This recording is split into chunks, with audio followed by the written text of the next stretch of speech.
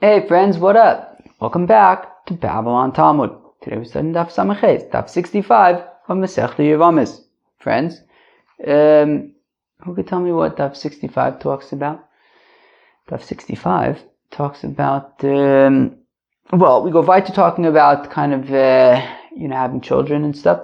And then kind of more about that. We get to a new Mishnah, which talks about the mitzvah of Pura Revu. And then we finished the 6th parak of Masechta Yevamos, which is interesting. I was just flipping through, and so we wrap up the 6th parak of Masechta Yevamos today. The 7th parak is only like a few pages, and then by the time we're done with the 8th parak, we're already on Daf Pei Daled. Friends, that's like really far. We're moving along, friends. Who would have ever thought? We're moving along on Masechta Yevamos. Sure, there's a lot of difficult stuff ahead, but we really are making progress. Friends, let's get started here.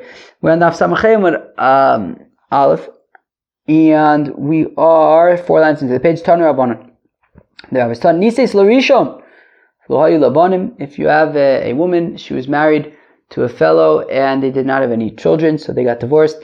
Lasheni v'lo labanim, and then she married a second fellow, and again there were no children. Lashlishi lo tinase el mi sheish lo banim.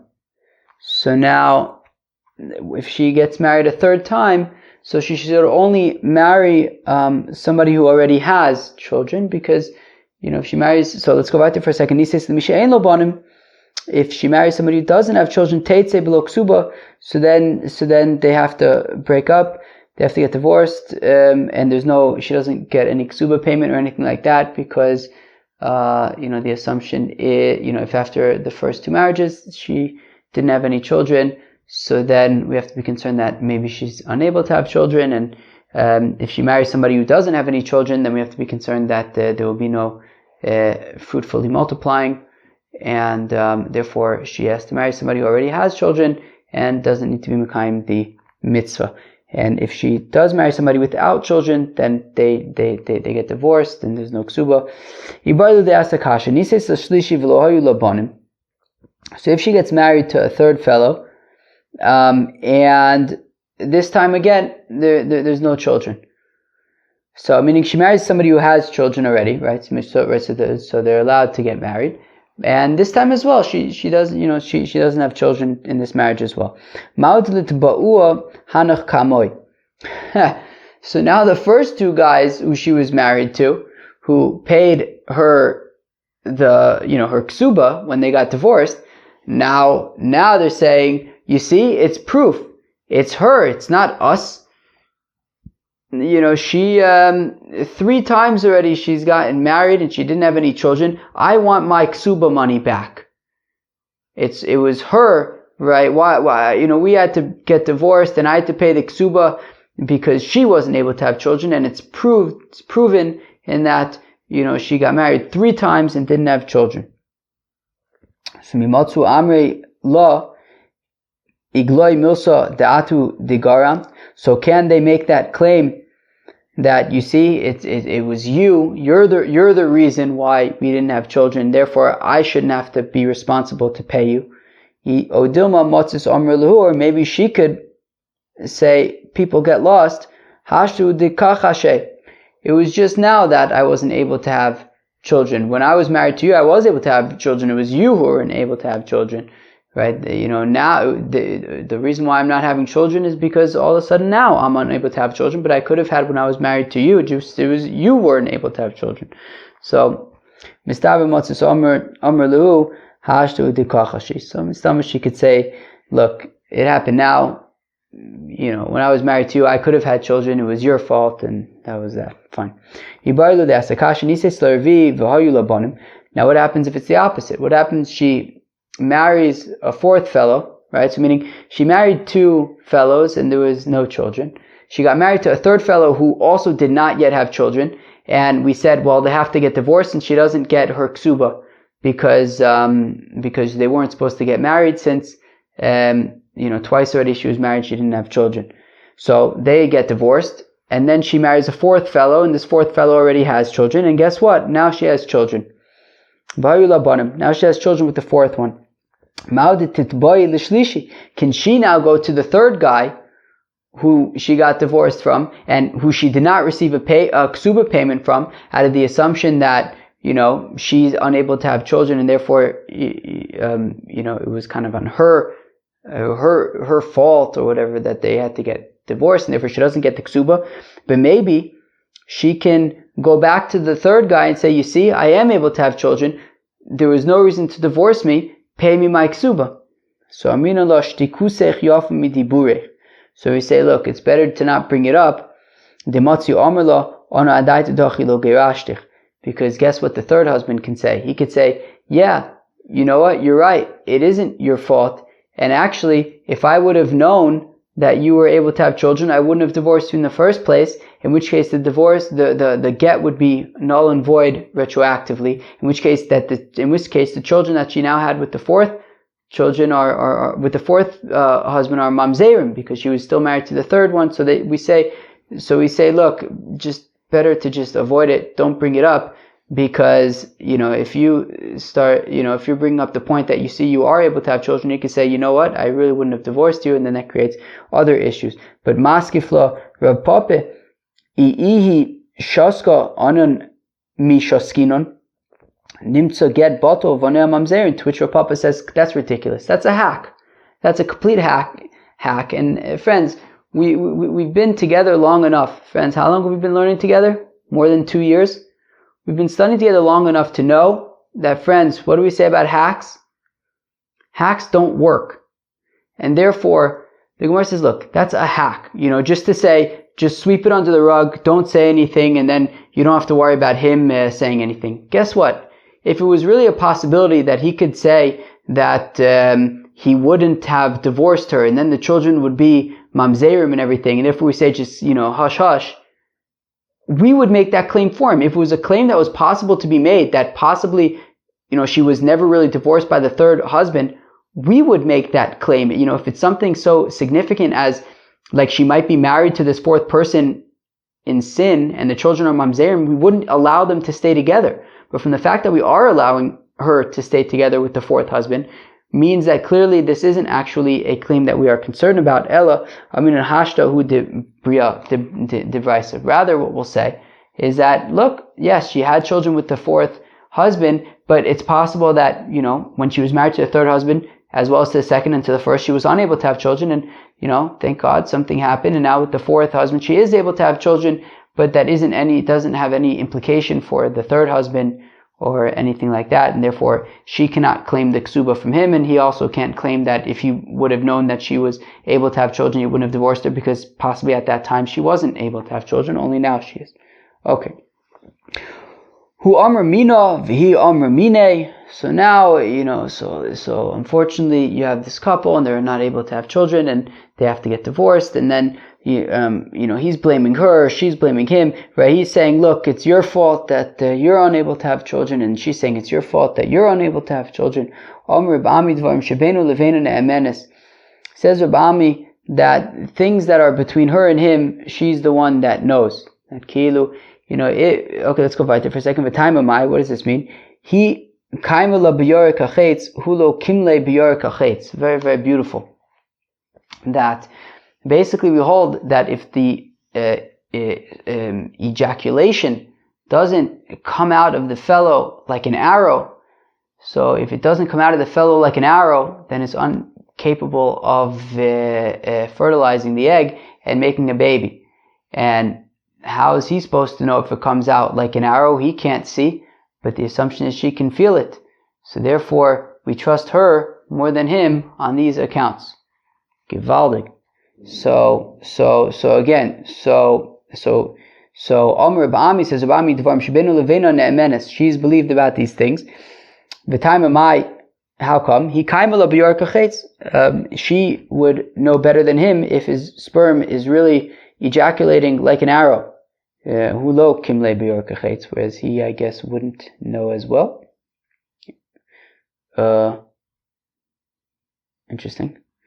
Omer ihu ezel insiv itza. So he says, all right, forget that, but I'll prove it to you.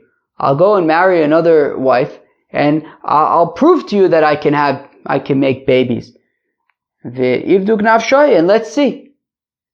Omer Reb Ami af bozo yotzi v'tin ksube shani Omer kol anosi isha al ishto yotzi v'tin ksube. Says Reb Ami still. That he can't get out of paying the ksuba. He's going to have to pay her ksuba because you can't just right. If you marry another woman against the will of your current wife, so that doesn't work. Says Rabami. Rav Amar says, Rav, look, no se adam kamu nosh malish tavu deisleim lemizayninhu lemizyaninhe lemizayninhe lemizayninhe lemizyaninhe lemizayninhe lemizayninhe whatever. Says Rava, you can marry as many wives as you want as long as you can afford it, as long as you could sustain everybody and make sure everybody has what they need. And therefore, I guess according to Rava, sure, I guess if you want to prove that you can make babies, prove that you can make babies. All right. Aplas b'go eser v'omer lo apilas. And if he says, so if it's within 10 years and, he doesn't want to divorce her and have to pay her ksuba, so he says, look, you had a miscarriage within these 10 years and therefore, as the Mishnah says, that if she miscarries, then the 10 years kind of starts over. So, v'hi amra lo aplis, and she says, no, I didn't have a miscarriage. Amra b'ami abazo hi ne'emenes. B'ami says that she's believed about this as well. Dim isa deipila nafsha be'akarta lo machzika. So we believe her when she says that she didn't have a miscarriage, because if she did have a miscarriage, Rabami argues that she would rather say that she had a miscarriage than to say that she wasn't able to conceive whatsoever. If she miscarried 3 times, so then we assume that she has a chazaka that she miscarries, and therefore maybe they would get divorced because we have to assume that because the assumption is that perhaps she's incapable of being mekayim with him the mitzvah of puravu. Hu amar apila trei vi amar tlas. If he says you miscarried twice and it hasn't been 3 times, and therefore we don't need to get divorced, and and I don't need to pay your ksuba, vi amar tlas, and she says no, it was 3 times. Amar bitzchak ben Elazar uvda haba be midrashe. Says Yitzchak ben Elazar that this taka happened by the Beis Hamedrash. Va'amru, and they said he mehemna, she is believed that she miscarried 3 times. Dim isa de lo apla nafsha benifle lo machzika, because if she didn't miscarry 3 times, then she wouldn't. It's not something that she would necessarily want to do to give herself a chazakah of miscarrying. So if she says that she has a chazakah that she miscarries, then we trust her. Now we get to a new Mishnah. Ha'ish mitzuva apirya v'rivya. A fellow is commanded to fruitfully multiply. Avalo isha, the woman does not have this commandment. Rabbi Yochanan ben Broka Omer al shneimu Omer vayivarich osam elokim vayimalem elokim puravu. Says Rabbi Yochanan ben Broka, know that the pasuk of puravu is for both of them. Vayivarich osam elokim.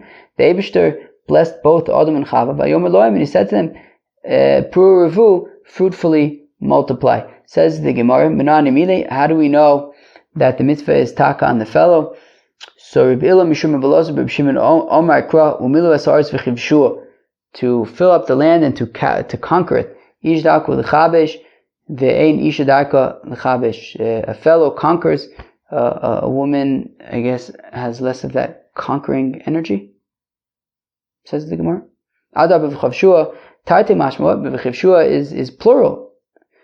So maybe it's the fellow and the fella. So Amar Nachman Bayitzok v'chavsha ksiv. Yeah, but it's written v'chavsha. It's read v'chivshua, but it's written v'chavsha, which is singular. Rav Yosef Amar Me'acha says Rav Yosef from here, Ani kel shakai prei ruvei. Says by Avraham Avinu that I am God, prei ruvei, which is singular. V'lokama pruruvu, it doesn't say plural. From Reb Ilah Mishum Abelazar Reb Shimon. Says Reb Ilah in the name of Reb Elazar Reb Shimon. K'shim shemitzvah al adam lo mardavar anishma, kach mitzvah al adam shelo lo mardavar she'eno nishma. Just like there's a mitzvah for a fellow, if he can help out his friend by giving him advice that would be heeded, that would be listened to, so he should say that. But also, if he knows that the advice that he gives is not going to be heeded, so then he shouldn't give it. right? If he's going to give musar, he's going to give it rebuke, and he knows it's not going to be listened anyways, and so then he shouldn't give it. Rabbi Abba Omer Chov, Rabbi Abba says it's an obligation. Shenemar, as it says, Al tochach leitz pen yisno eko. Do not give rebuke to a leitz. How do we define leitz? I think 2 days ago, a leitz was a how do you define leitz? No. Oh, there it is. A scoffer. So don't rebuke a scoffer, because why not? Don't rebuke a scoffer, because maybe he'll hate you. But if you give rebuke to a wise fellow, he will love you for it.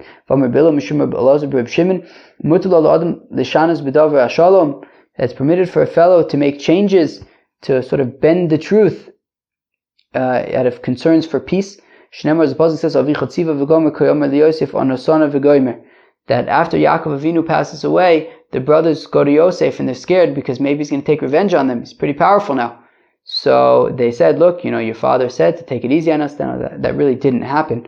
But they wanted to they kind of bent the truth a shtickle in order to make shalom, or to ensure shalom, or thinking that they were doing that. Reb Nosson Omer says, Reb Nosson, mitzvah, it's taka mitzvah shenemar, vayomer Shmuel eich elich v'shamashol v'aragani v'gomer, that Shmuel says to the Eibishter, how can I go? Shaul's going to hear it and he's going to kill me. And the Eibishter says, make a ploy, bring an animal that you're going to argue is a korban, to avoid Shaul's wrath. Tvei Rabbi Shmuel Tanos, top of the Besmedrash of Rabbi Shmuel, Godol HaSholim, peace is givaldig, Shaf HaKadosh Baruch Hu Shinabo, that even the Eibishter made some changes in order to promote peace.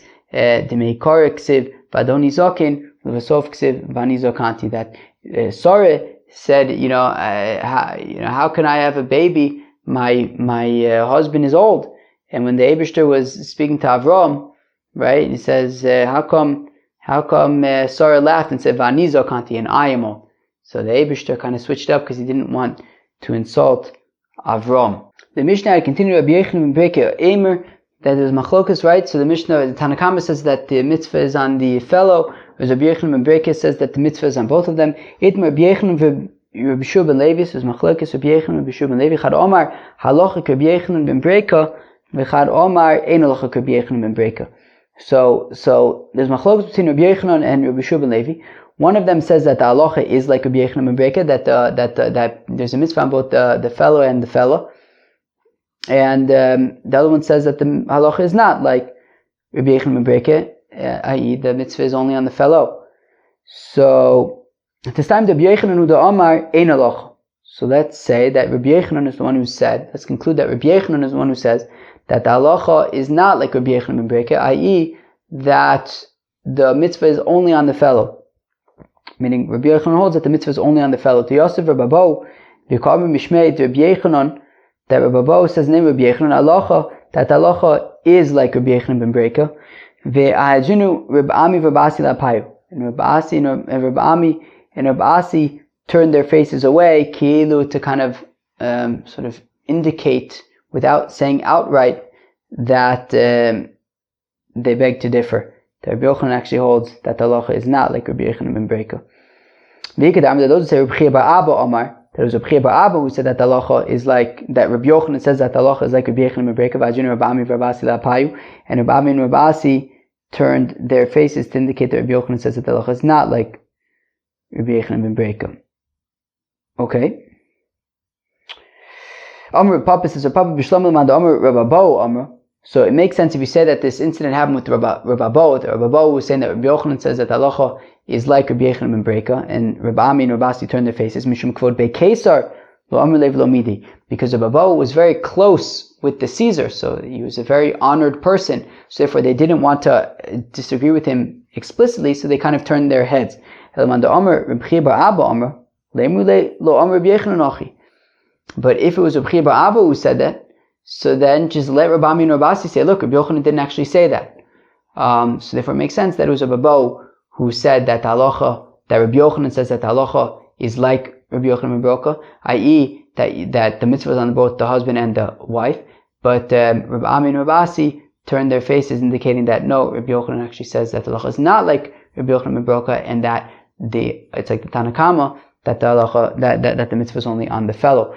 So how do we paskin? Tashma the Amr ba'acha bar Chanina, Amr ba'bo, Amr ba'asi, uvda ava kam de Yochanan b'chnishta de Kesari, that there was a story, an incident that happened with Rabbi Yochanan in the synagogue in Caesarea. The Omar, and he said, Yotzi v'yitein ksuba, that a woman came and said, look, my husband is unable to provide me with children. I want to get divorced, and I want him to pay me my ksuba. And what did Rabbi Yochanan say? Just that. Okay, you're entitled to a divorce and to get your ksuba. And if we say that the woman does not have the mitzvah of pruruvu, so then why should she get her ksuba?